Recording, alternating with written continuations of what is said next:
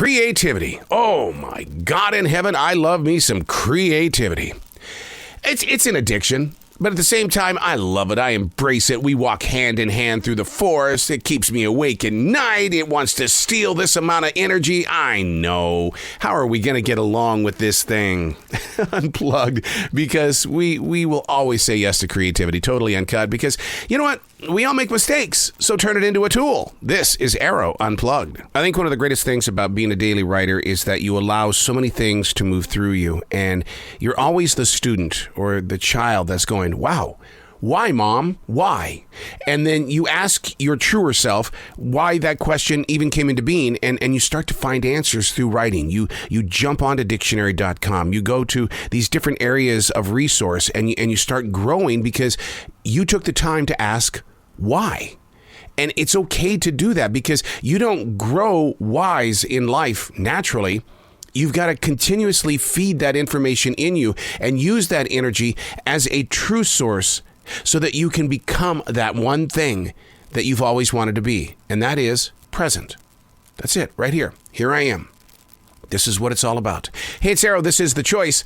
This is what I was writing while the sun was waking up on a brilliant new day. Today we're reading from January 28th, 2022. I can't believe that we're 28 days into this year already, and it happened that fast.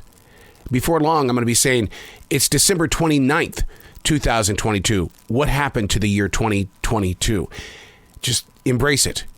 Put yourself in the presence of now. This is what we have control over. As for why the years are flying by as quickly as they are, I don't know. And Google doesn't know either. I've even tried to ask Alexa, and she says, do you want me to play a song? No, Alexa, I don't. I just want to know where time is. Is there a difference between the art of listening and the act of listening? That's the question that hit me this morning. Is there a difference between the art of listening and the act of listening? So many people act like they are listening, but I wouldn't call it a physical act of listening. They give you the bobblehead. They didn't hear a damn thing you said, but they're going, yeah. And it's like, I didn't even ask you a question. I made a statement. Yeah. A national producer wrote to me yesterday thanking me for letting his people of fame have a voice. He said, you have an art to listening.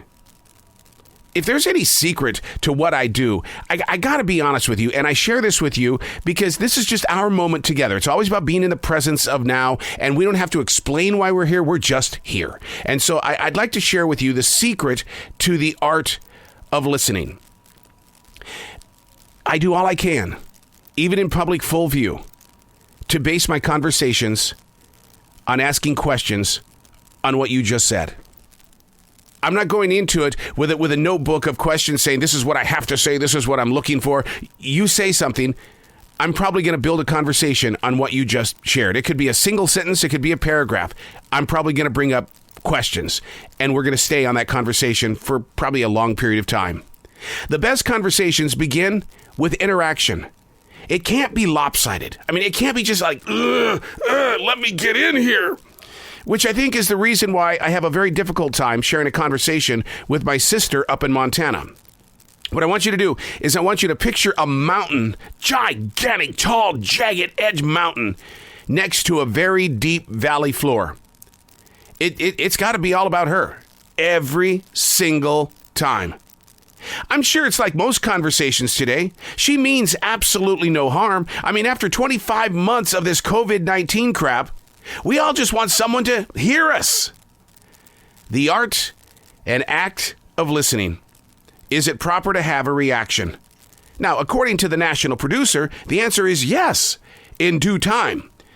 But when you talk to my sister, she ain't going to give you any time.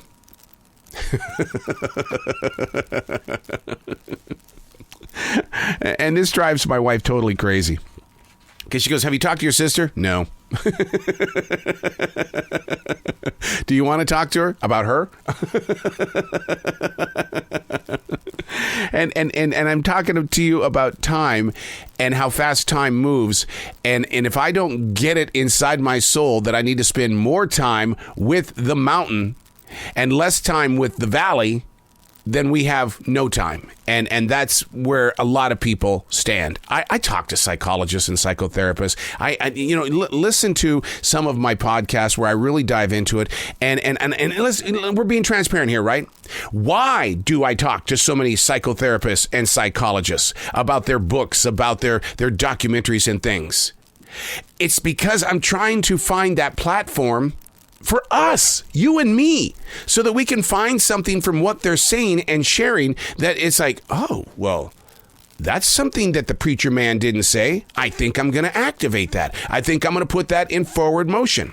But it all goes back to that question. Is there an art to listening, or is it the act of listening? And we all know that most people act like they are listening, especially with these masks on our face. But the question is, are you putting the art of listening ahead of all things? And that means letting other people have their conversation. And now, this is where people will argue.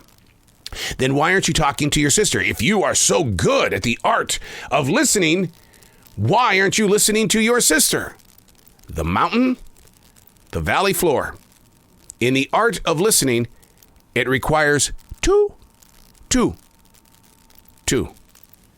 Not one. So I want you to grow into that thought. I want you to know that when you share your art of listening, make sure those that are doing the talking give you an opportunity to create sound for them to listen to. I'm Arroe, and that's what I was writing while the sun was waking up on a brilliant new day.